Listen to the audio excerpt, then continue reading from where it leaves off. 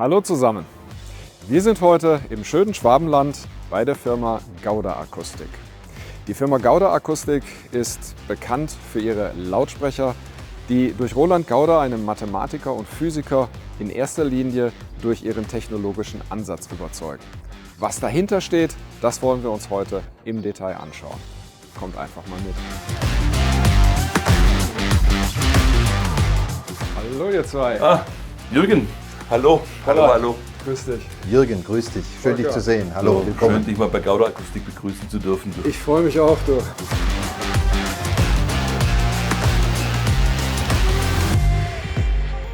Roland, wir sind hier bei dir bei Gauda Akustik. Wann hast du das Unternehmen gegründet und wie kommt es eigentlich dazu, dass du auf einmal Lautsprecher entwickeln wolltest? Also ich habe 1989 meine Doktorarbeit abgeschlossen und bin dann zu Isophon gegangen, weil die haben einen Lautsprecherentwickler gesucht damals. Und im Jahr 97 habe ich das Angebot bekommen, eine eigene Firma zu gründen und wurde weiterhin von Isophon unterstützt und konnte den Namen und alle die Lautsprecher, die ich bis dahin entwickelt hatte, mitnehmen. Das bringt mich gleich zum nächsten Punkt. Du hast in der Branche einen Ruf, als Mathematiker, als Physiker sehr viel Theorie zu benutzen, sehr viel Rechenmethoden zu benutzen, anzuwenden. Warum verfolgst du genau diesen Ansatz? Da gibt es das schöne Sprichwort, Musik komponieren ist Kunst, Musik wiederzugeben ist Physik. Und genau das ist es. Wir haben ja als Lautsprecher kein Instrument, das wir spielen, sondern wir haben eine Maschine, die wird mit elektrischen Impulsen gefüttert und die muss sie wiedergeben. Und je genauer sie das tut, desto besser wird nachher die Illusion werden. Und genau das ist der Unterschied zwischen Hi-Fi und High-End, so wie ich es verstehe.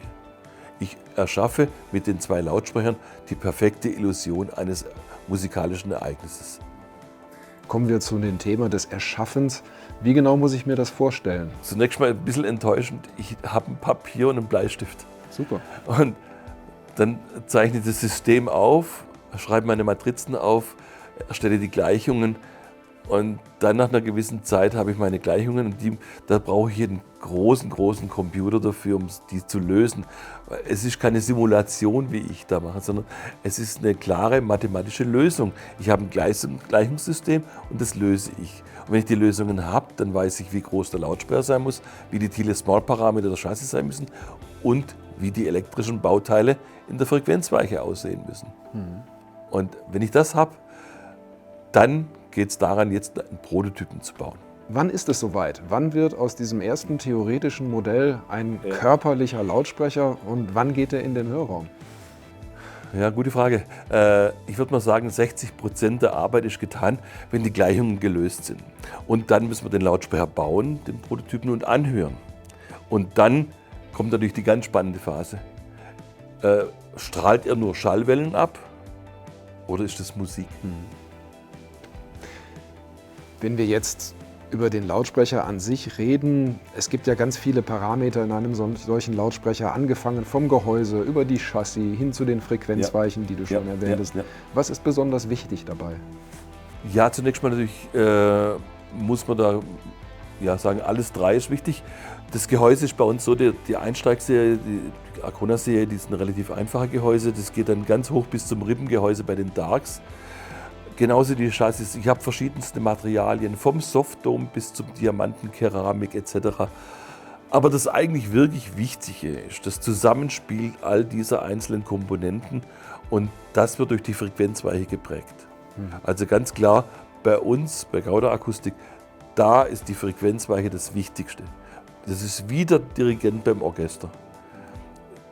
Der muss sagen, wann wer spielt und wie genau und welcher Takt, welcher Rhythmus, welche Schnelligkeit, das Tempo etc. alles. Und genau das macht die Frequenzweiche. Die steuert die einzelnen Chassis an und die müssen es dann wiedergeben, die Impulse. Und wenn das perfekt in Harmonie passiert von oben bis unten, dann kreieren wir diese Illusion. Was ist jetzt denn das Besondere an den Lautsprechern von Gauda Akustik? Zunächst mal, dass wir einige Technologien haben, die sonst keiner auf der Welt verwendet oder hat. Zum Beispiel dieses Rippengehäuse. Dann Frequenzweiche, was ich gerade schon gesagt habe. Diese steilflankigen Filter, diese Hochpassfilterung mit dem Bass-Extension-System, das so wunderbar ist. Dann natürlich ganz wichtig, dieses TDC, Time Delay Control, Mitteltöne, Hochtöne werden verzögert, dass die gleichzeitig mit dem Bass abstrahlen und dadurch diese Harmonie entsteht. Und das alles zusammen, das ist Gauda-Akustik. Und die Lautsprecher von uns sind deswegen auch relativ klein im Vergleich zur Konkurrenz und trotzdem extrem leistungsfähig. Dann schauen wir uns das doch mal hier direkt vor Ort live an, oder? Gerne, ja. Made in Germany. So machen wir das. So, jetzt haben wir hier den Entwicklungsprozess für die Weiche der Elago 100. Das wird berechnet zunächst mal, die Schaltung. Dann wird es nochmal nachgetestet, akustisch. Und wenn es dann fertig ist, dann sieht die Schaltung so aus, wie wir es hier sehen auf dem Rechner. Und das wird dann umgesetzt in ein Layout auf einer Platine, eben mit den verschiedenen Bauteilen. Sieht man hier schön auf dem Rechner. Und so sieht diese Platine dann in Natura aus. Und das wird von der Fräse unten, wie wir es vorher gesehen haben, rausgefräst. Und damit ist die Platine fertig und kann bestückt werden. Gehen wir mal zum CAD-Platz rüber. Da konstruieren wir die Lautsprecherbox als Ganzes. So praktisch physikalisch am Rechner in einzelnen Teilen zusammengesetzt. Und damit wir eben dann hier alles anschauen können. Das heißt, ich kann die ganze Box komplett entwickeln, rechnen mit allen Volumina am CAD am Rechner. Muss also kein irgendwie geartetes sonstiges Modell da bauen. Erst wenn wir alles durchgerechnet haben am CAD und die Konstruktion stimmt, dann bauen wir den Lautsprecher physikalisch körperlich auf. So, jetzt sind wir hier an der Station angekommen, wo die Platinen bestückt werden. Die Jessie hat hier einen Plan mit einzelnen Bauteilen drauf, wo auch schon die Bohrlöcher und alles eingezeichnet sind. Und sie sucht sich die Bauteile aus und bestückt dann hier. Dazu nimmt man eben der Heißkleb und klebt die Bauteile fest. Und wie hier bei der Spule, da wird eben nochmal mechanisch eine Fixierung gemacht, damit man eben wirklich sicher sein kann, da fängt nichts an zu schwingen, weil wir ja sehr, sehr viele Bauteile haben auf der Frequenzweiche und damit die Streuung möglichst gering ist, das sieht man nachher schön an der Prüfung, wird hier wirklich Bauteile von Intertechnik und Mundorf verwendet und sonst nichts. Also zugekaufte Bauteile nach deinen Spezifikationen. Richtig. Ja, klar. Roland, ich sehe, hier wird von Hand gelötet. Warum? Richtig. Wir wollen hier wirklich höchste Qualität haben und wir sind ja auch kein Massenbetrieb, wo man hier eben 10.000 Platinen macht, sondern wir fertigen hier wirklich mit hochwertigen Bauteilen. Das sind große Bauteile und wenn die von Hand gelötet werden, dann können wir sicher sein, dass da wirklich ein perfekter Kontakt da ist. So, jetzt kommen wir zum Prüfplatz. Wenn die Weichen fertig bestückt und gelötet sind, müssen sie überprüft werden und jetzt wird der Prüfvorgang gestartet. Wir haben hier die Referenzkurven, die 2 schwarzen Linien. Ja, die Kurve liegt drin, ist grün. Das heißt, diese Frequenzweiche ist in Ordnung, die kann in die Produktion. So, jetzt kommen wir hier zum Elektronikarbeitsplatz. Hier wird die Vorbereitung gemacht für die 3D-Drucker und den Laser. Wir haben hier zum Beispiel Arcona 100 Typenschild, das ist aus Aluminium und das wird jetzt gelasert. Und wie der Laser das genau macht, das schauen wir uns jetzt mal hier im Raum nebenan. Ja, gerne. Hier ist unser Laser. Das, was wir gerade am Bildschirm gesehen haben, das passiert jetzt hier in Natura. Die Arcona 100 Typenschilder werden von dem Laser gedruckt. Man sieht, da brennt diese Pulverbeschichtung ab und dann kommt das Aluminium raus und dadurch ist es unheimlich abriebfest und hält ewig. So, jetzt kommen wir zum nächsten Teil der Montage. Wir haben ja vorher gesehen, wie die beschriftet werden mit dem Laser. Jetzt sind wir hier in der Montage. Hier kommen jetzt die Buchsen rein und die ganzen Anschlüsse dazu. Die Gusti sitzt hier und montiert das Ganze.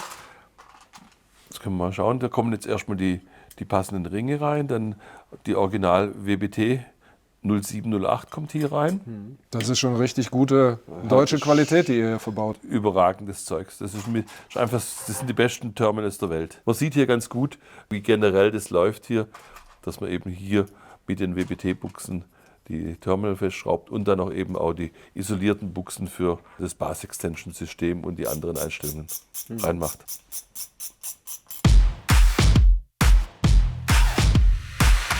So, jetzt kommen wir zum Platz, wo die Bus-Extension-Module gebaut werden. Sieht man, hat man verschiedene Module hier und Diese Module sind für den Roll-Off, also den Bereich zwischen 30 Hertz und 60 Hertz, entscheidend. Damit kann man den Lautsprecher von uns einstellen auf den Raum, kleiner Raum, großer Raum, Eckaufstellung, Wandaufstellung etc. Im Prinzip reicht es, sich auf seine Ohren verlassen. Das ist das Wichtige. Klack und schon ist fertig. Ja, das war ein Bass-Extension-Modul von Gauda Akustik. Sind wir die Einzigen, die das weltweit machen. Noch nie gesehen vorher.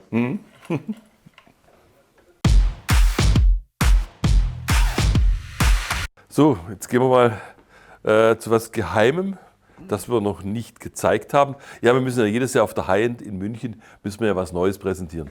Typische Frage, ja, was gibt es denn Neues bei Gauda Akustik? Ne? Ja. Wenn du dann sagst, wir haben nichts Neues, wir haben doch tolle Sachen, interessiert mich was Neues. Aber wir haben auch eine Idee gehabt dazu. Und hier haben wir eben die Montage jetzt, man sieht es gut. Der Michael macht das jetzt gerade rein. Hier haben wir einen Flansch, der eben die gesamte Mittelhochtoneinheit trägt, wie die wir vorher gesehen haben in der RC11, die da drin sitzt. Hier unten der Tiefmitteltöner und hier oben der Hochtondiamant. Der sieht in Natura so aus. Kostet richtig Geld, also lieber nicht anfassen. Jetzt macht der Michael gerade das rückwärtige Gehäuse drauf, weil der ist ja auch hinten offen, dieser Hochtöner, und der braucht ein Gehäuse dazu. Das wird dann hier eingepasst und dann festgeschraubt. Das ist sehr aufwendige Handarbeit, die man hier sieht. Und vor allen Dingen auch, kann ich mir vorstellen, wird ja nicht nur entsprechend die Membran, sondern auch der Rest des Lautsprechers ein sehr hochwertiges, sehr aufwendiges Modell. Richtig, das wird ein großes Modell, noch größer als die RC11. Und ich denke, die Leute werden sich freuen darüber, wenn wir es auf der High-End zeigen. Ja, jetzt kommen wir mal zum ganz wichtigen Platz, wie immer bei uns. Ne? Wir stellen ja ein eigenes Kabel her, das Clearwater-Kabel, das wir seit vielen, vielen Jahren auch im Lautsprecher drin benutzen. Und der Benny hier, der produziert die Kabel, eben, die man dann eben an den Verstärker anschließt, zum Lautsprecher hin. Und wir machen das wirklich hier von Hand. Das heißt, es gibt 5 verschiedene Qualitäten. Also alles auch hier wieder nach dem Manufakturgedanke. Alles ist möglich und der Kunde kriegt genau das, was er wünscht. Ist ja auch eigentlich ideal. Das heißt, wenn ich richtig verstanden habe, die Innenverkabelung der Lautsprecher wird quasi direkt zum Verstärker durchverlängert, wenn wir es so bezeichnen. Das war eigentlich der ursprüngliche Gedanke, dass die Leute gesagt haben, ja, warum kann ich das Kabel nicht auch als Verbindungskabel zum Verstärker nutzen? Und haben gesagt, natürlich, das geht auch.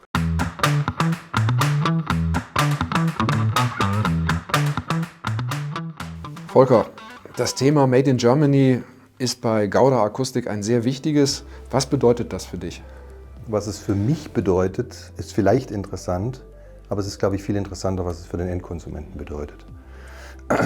Man merkt in den letzten Jahren so eine gewisse Rückbesinnung und der Kunde achtet mittlerweile wieder sehr stark drauf. Also Made in Germany, eine Historie, wo etwas hergestellt wird, eine wirkliche Herkunft ist eigentlich das richtige Wort, das ist dem Kunden mittlerweile wieder sehr, sehr wichtig geworden. Und besonders man kann das ruhig so ansprechen, in bestimmten Preisgefilden möchte der Kunde nicht, dass auf einem Karton oder auf einem Gerät Made in, darf ich es offen ansprechen, China draufsteht. Wie wichtig ist es gerade bei dem Thema Made in Germany, dass ihr auf individuelle Kundenwünsche eingehen könnt? Sagen wir es mal so, dadurch, dass wir eine sehr große Fertigungstiefe im Haus haben und mehr oder weniger, man hat es ja gesehen, so gut wie es geht, alles selber machen, haben wir die Möglichkeit, fast jeden individuellen Wunsch erfüllen zu können.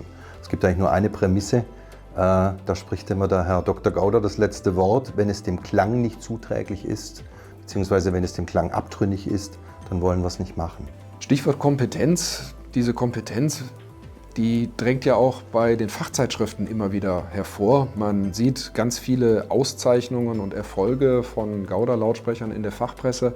Gibt es welche, die da besonders herausragen und welchen Stellenwert haben diese Testergebnisse? Naja, da sind wir uns nicht immer so ganz einig. Für mich als Konstrukteur ist es natürlich immer schön, so eine Auszeichnung zu haben.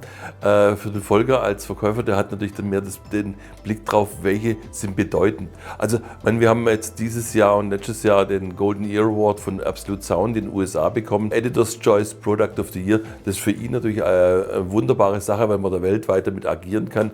Für mich sind die goldenen Ohren von der deutschen Presse, Stereoplay Audio, genauso wichtig. Natürlich die internationalen Auszeichnungen, das zählt schon irgendwie mehr. Da sind wir bei dem Thema, Gauda-Lautsprecher gibt es ja nicht nur in Deutschland und in Europa, sondern weltweit. Wie wichtig ist für euch der deutsche Markt oder der internationale Markt? Für uns ist der deutsche Markt in der Tat schon immer noch der wichtigste. Wir haben einige Märkte in Asien, wo wir sehr erfolgreich sind, kann man ruhig benennen. In Thailand sind wir sehr erfolgreich, in Vietnam sind wir sehr erfolgreich. China wird wohl kommen, da ist die Marktsituation gerade nicht so ganz einfach.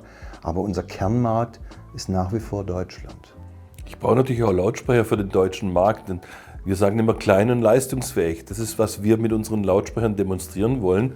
Und die internationalen Märkte wissen das mittlerweile auch zu schätzen. Früher war es natürlich so in Asien, je größer, je schwerer, desto besser. Das hat sich gedreht. Auch dort gibt es mittlerweile auch von den Oberflächen her eine Tendenz, mehr nach Europa zu schauen als in die USA. Wie sieht das dann aus? Erfolg bedeutet normalerweise auch höhere Stückzahlen, gerade auch bei einer weltweiten Engagement von der Gauda Akustik. Wie sieht das in Zukunft aus? Welche Pläne habt ihr da? Ich bin immer noch der Herr Gauder und mir gehört die Firma noch und möchte auch nicht zu sehr expandieren, sondern genauso wie wir es jetzt machen. Genauso möchte ich das weitermachen. Auch der Vertrieb sieht es ganz klar so, wir möchten nicht ein Produkt, was lediglich nur mit Gauda Akustik gelabelt ist, aber wo der Herr Doktor nur noch die Hand auflegt. Ganz genau. Und das wird es nicht geben. Von daher ist es klar vorgezeichnet, dass es wohl kein Produkt mit der Aufschrift Gauda Akustik geben wird, Schrägstrich geben kann, welches unter einem bestimmten Einstiegspreis erhältlich ist. Schauen wir nach vorne. Ist dieser Weg dort zu Ende oder geht dieser Weg noch weiter in der Zukunft? Das kann ja ein suffisantes Grinsen von uns betrachten. Naja, natürlich, es gibt noch einen Verstärker. Wow. Ja, und natürlich, jetzt kommt natürlich wieder die Frage, ja, Gauda Akustik, die bauen doch Lautsprecher. Ja, müssen die denn unbedingt auch noch Verstärker bauen? Ja, müssen nicht, aber wir können es. Und wir haben seit Jahren ein Konzept, also ich als Techniker in der Schublade, das noch nie einer im Verstärkerbau angewendet hat. Und dann habe ich gesagt, Volker, das ist deine Nummer. Du musst jetzt dieses Produkt nehmen und daraus eine Marke bauen. Und was ist aus dieser Marke geworden? Also wir haben uns lange überlegt, ob wir das Produkt, was wahrscheinlich vertriebstechnisch leichter gewesen wäre, einfach Gauda Akustik nennen. Letztendlich haben wir uns dazu entschlossen, das Produkt nicht Gauda Akustik zu nennen, sondern Electric Audio. Wir haben auch eine zweite Firma dazu gegründet. Und wir haben auch die reine Kompetenz des Entwickelns aus den Händen gegeben, weil wir gesagt haben, da gibt es wahrscheinlich Leute, die können das besser als wir. Die Grundidee kam eben von uns. Und auch diese Ware wird komplett in Deutschland gefertigt. Das ist im Prinzip ein zweites Standbein, wo wir sagen, es ist eine Elektronik, die natürlich sehr, sehr gut zu unseren Lautsprechern passt, weil wer weiß besser, was unsere Lautsprecher wollen, als wir selber. Aber es ist natürlich keine Einbahnstraße. Da sind wir gespannt auf die Pläne für die Zukunft. Zum Finish. Wir haben hier einen Lautsprecher mit dem Echtholzfurnier Olive und dieses Olivfurnier hat eine Dicke von ungefähr 0,4 bis 0,5 mm, also ist sehr dünn. Und beim Schneiden entstehen Fasern, die nach oben gehen. Ja. Und damit hätte ich eine kratzige Oberfläche. Und deswegen muss diese Oberfläche geschliffen werden. Und nachher fürs Lackieren, damit ich offenpolig lackieren kann, muss es ganz, ganz glatt, ganz eben sein, die Oberfläche. Und das ist eine echte Kunst. Hier, das kann man auch mit Maschine nicht arbeiten. Das muss man mit Hand machen. Das ist ganz, ganz kitzlig da, dass man das wirklich eben hinbekommt und das Furnier nicht durchschleift. Und dann geht es in die Lackiererei, da kommt der Klarlack drüber und dann sieht das Furnier so aus, wie man es kennt. Wenn jetzt hier zu viel Druck ausgeübt wird, dann ist dieses sehr dünne Furnier natürlich dann quasi geschüsselt, dann ist es durch. Was passiert dann mit dem Lautsprecher? Ja, wegschmeißen. Klare Dann Aussage. ist nichts mehr zu machen. So, jetzt schauen wir uns mal an, wie so ein Gehäuse bei uns hier zusammengebaut wird. Und zwar sehen wir hier die Seitenwände schon. Die werden vorgepresst mit einem geschlitzten MDF und ein Biegesperrholz. Das bleibt über Nacht in der Form drin liegen, dann ist diese und wird verklebt. Dann ist die Seitenwand wirklich richtig steif. Und jetzt wird Leim aufgetragen, angesetzt an die Front.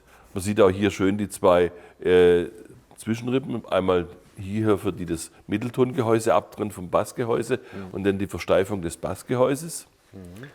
Jetzt wird der Rücken aufgesetzt. Hier, man sieht hier schön schon die Bohrungen für das Terminal. Man muss das natürlich alles vorbereiten, die Front, Deckel, Boden, alles muss mit Gärung gefräst werden.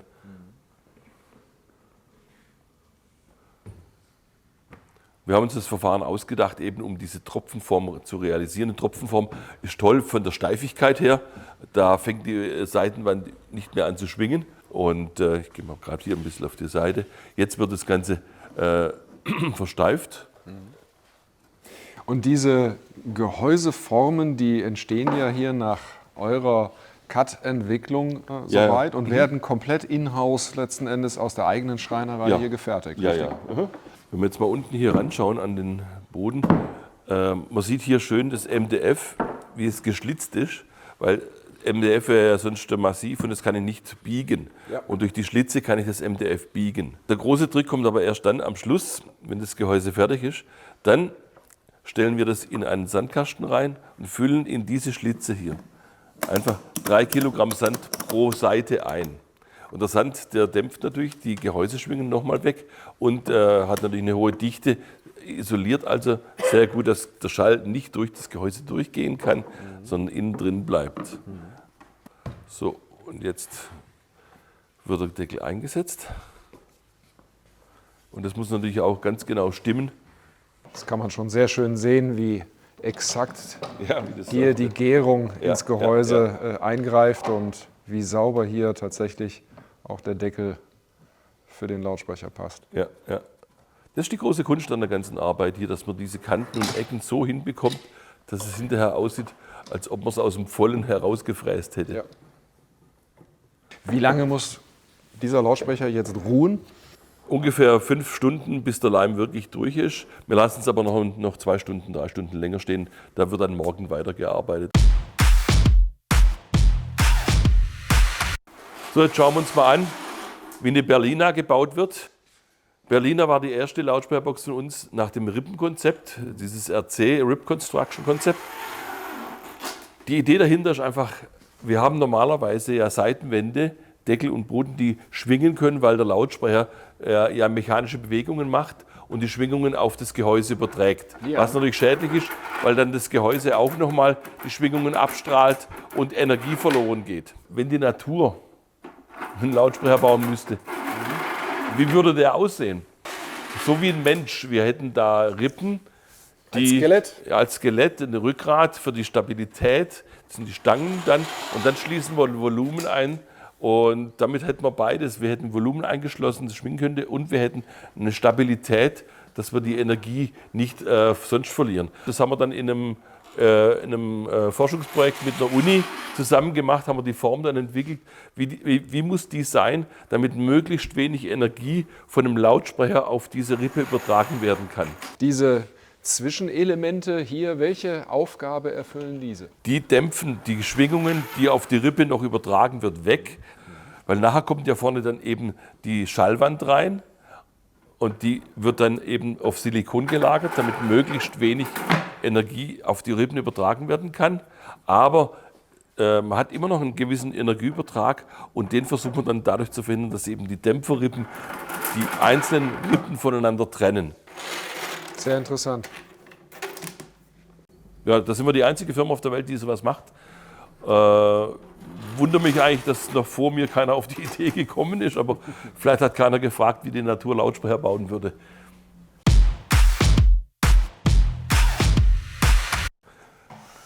Jetzt sind wir mal in der Montage. Genau, ich sehe, hier werden fleißig die Chassis montiert. Ja, ja. Das ist eine Dark.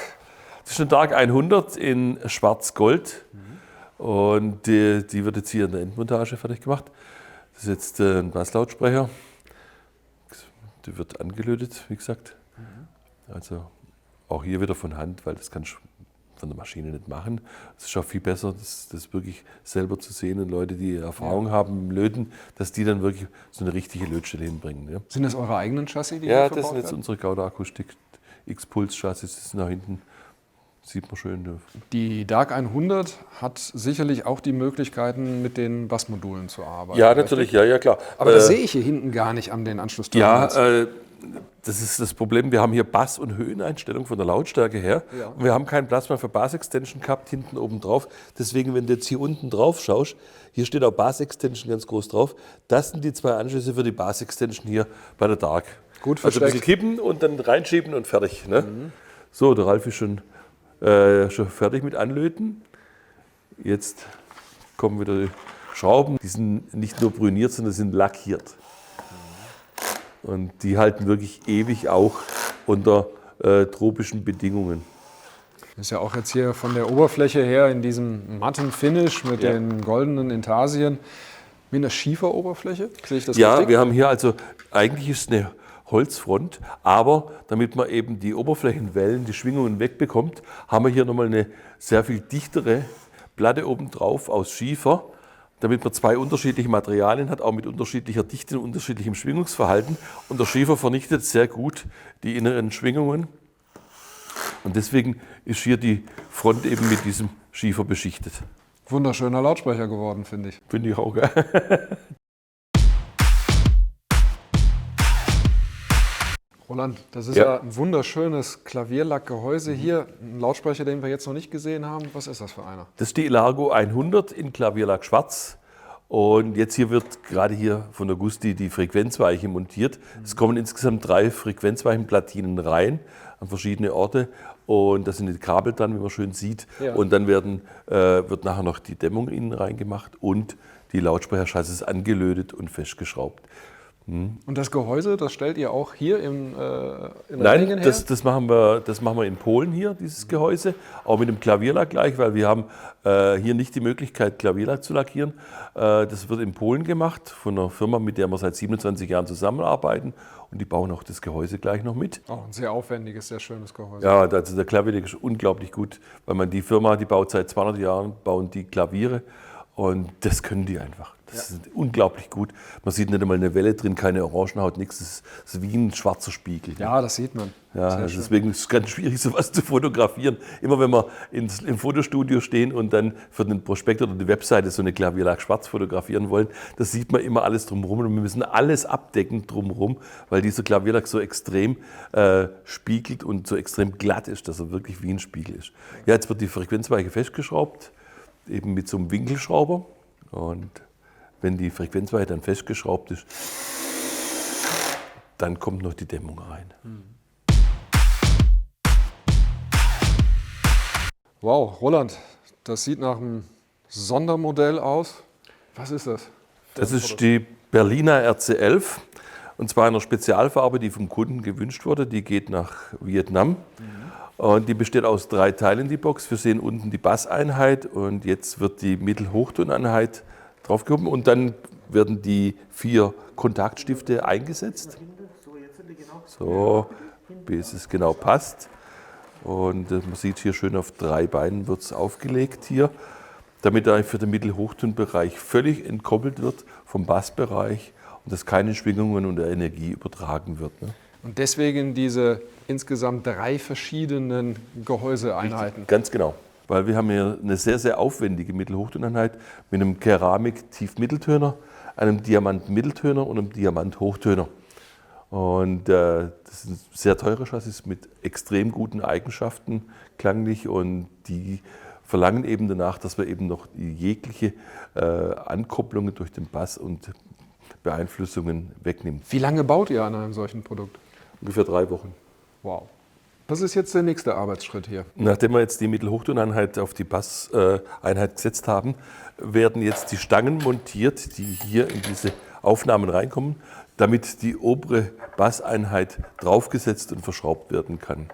Es werden also jetzt hier die massiven Alurohre werden jetzt hier auf die Gewinde draufgesetzt. Das Gewinde wird von unten reingeschoben Eingesetzt, ja. und dann wird das Rohr draufgedreht auf das Gewinde. bis es dann richtig sitzt. So, jetzt sind die Stangen montiert und jetzt kommt die nächste Basseinheit obendrauf, auf die Stangen obendrauf. Und wie das gemacht wird, montiert wird, schauen wir uns jetzt mal an. So, der Ralf legt mir erst die Teppiche drauf. Und ja. Dann haben wir hier die nächste Basseinheit.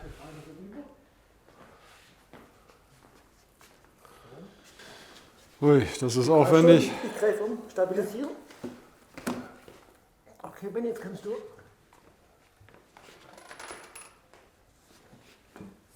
Ich sitze drauf. Okay.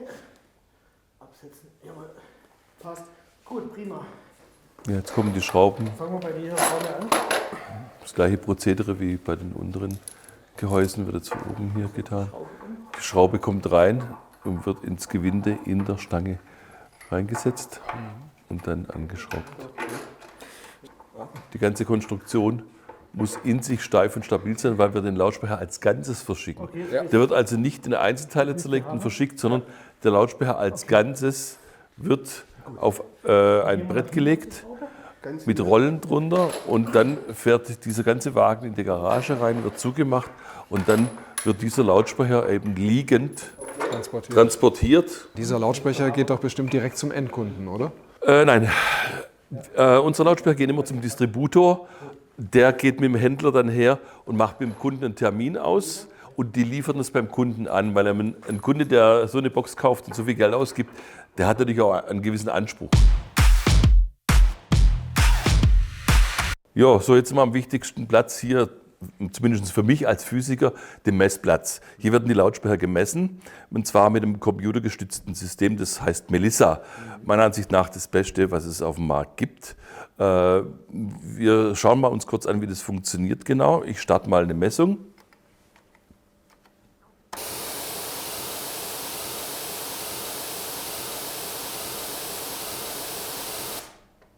So, man sieht jetzt schön, bei 0 Millisekunden läuft der Impuls los und dann erreicht er das Mikrofon, gibt hier schönen Impuls vom Lautsprecher und dann läuft es weiter. Was sehen wir jetzt hier? Das ist jetzt die Reflexion vom Fußboden, weil der Schall wird natürlich rundum abgestrahlt und alle möglichen Wände und Fußbodendecken und so weiter reflektieren und die stören natürlich, weil die gehören nicht zum Lautsprecher. Mit diesem System habe ich jetzt aber die Möglichkeit, das auszublenden. Ich gehe jetzt mal hier unten bei 0 Millisekunden hin, fahre mit dem Cursor ran an den Impuls, halte den Cursor hier fest und jetzt schauen wir mal. Wir sind bei 3 Millisekunden.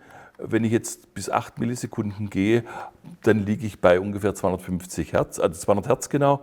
Und das bedeutet dieses Fenster jetzt. Das heißt, alles, was hier hinten kommt, schneide ich jetzt weg. So sieht es dann aus. Man sieht schon, wunderbare Messung. Und jetzt mache ich eine Fourier-Transformation und erhalte den Frequenzgang. Ja, also hier hinten sind 250 Hertz und hier sind 20.000 Hertz. Das Raster sind 5 dB, so wie es die Presse auch in den Zeitschriften darstellt. Und hier sehe ich jetzt ja den gesamten Bass-Mittel-Hochtonbereich. Jetzt gibt es ja noch den Übergangsbereich zwischen den einzelnen Chassis, richtig? Richtig, ja. Ich habe hier 3000 Hertz, hier 4000 Hertz und da ist der Übergang. Und wenn ich jetzt den Hochtöner abklemmen würde, würde ich dann sehen, wie der Mitteltöner rausgeht, entsprechend auch wieder Hochtöner reinkommt.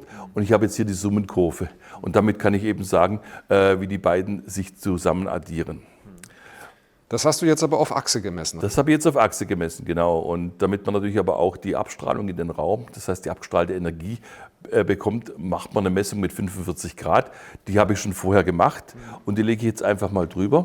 Ja, sieht man schön. Ah, ja. Ja, hier hinten ist alles gleich bei den großen Wellenlängen. Dann fängt der Mitteltöner leicht an zu bündeln und dann kommt hier die Übernahme zum Hochtöner. Und der Hochtöner, irgendwann werden die Wellenlängen so klein, dass er dann eben bündelt. Und man sieht es aber schön, die Kurven sind praktisch identisch. Das heißt, die abgestrahlte Energie ist genauso wie der Schalldruck. Und das will man immer erreichen im Lautsprecherbau, weil dann weiß man, das wird gut klingen, das wird eine gute Energieverteilung im Raum geben und wird sehr natürlich klingen dann. So, jetzt kommen wir nochmal zum letzten Schritt in der Produktionskette. haben wir hier die Qualitätsprüfung. Der Jan schaut nochmal den Lack und die Verarbeitung alles an, ob nicht irgendwo noch ein Fleck wäre oder irgendein Defekt, dass man den mal. Jeder einzelne Lautsprecher wird hier überprüft? Ja, natürlich, ja klar. Ich meine, wir machen Made in Germany, wir sind qualitätsbewusst und genauso entsprechend ist die Qualitätsprüfung am Schluss nochmal dann, dass wirklich alles stimmt, dass wir genau wissen, wenn der Lautsprecher rausgeht, der hat nichts. So, jetzt kommt dann Gouda Akustik Baumwollsack drüber. Der ist sehr, sehr weich. Der schützt eben auch dann den Lack und die ganze Oberfläche. Ja, das ist ja auch, wenn die Kunststoffschalen hinterher im Kartonage drauf fassen, dass halt eben wahrscheinlich keine Kratzer entstehen. Dass keine Kratzer entstehen.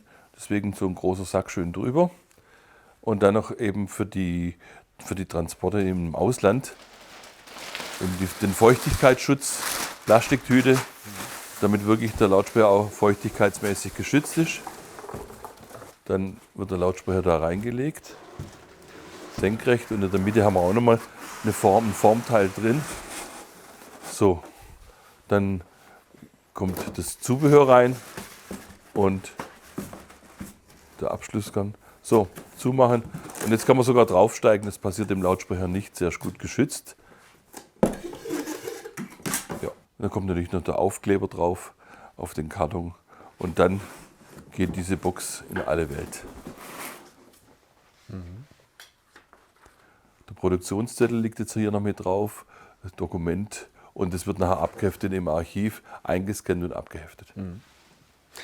Das heißt, jeder einzelne Lautsprecher kann auch noch nach Jahren nachvollzogen werden, welche Qualität er bei der Auslieferung erreicht hat und auch zu welchem Händler oder Vertriebspartner. Wir wissen alles über den Lautsprecher, wir haben die komplette Dokumentation, wer was in welchen Schritten gebaut hat hier von unseren Leuten. Wir haben den Messschrieb, dass wir wissen, aha, aber zum Zeitpunkt der Auslieferung war alles okay. Und wir können das auch viele, viele Jahre später noch nachvollziehen, weil wir geben ja 10 Jahre Garantie auf die Lautsprecher. Sehr wichtiges Argument. Dann schauen wir uns doch mal die Auslieferung an. Ja, genau. So, jetzt kommen wir zum letzten Schritt in der Historie eines Lautsprechers bei Gouda Akustik. Hier im Versand werden die Lautsprecher in ihren Kartons auf die Palette gepackt und dann mit Wickelfolie umwickelt, damit wir eben auch Feuchtigkeit geschützt sind. Es wird dann belabelt, hier 1, 2, 3.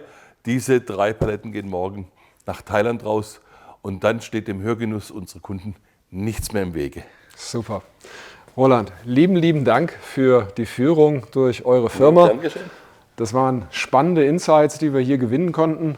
Ich hoffe, es hat euch genauso viel Spaß gemacht wie uns und ich würde mich freuen, wenn ihr nächstes Mal wieder dabei bleibt.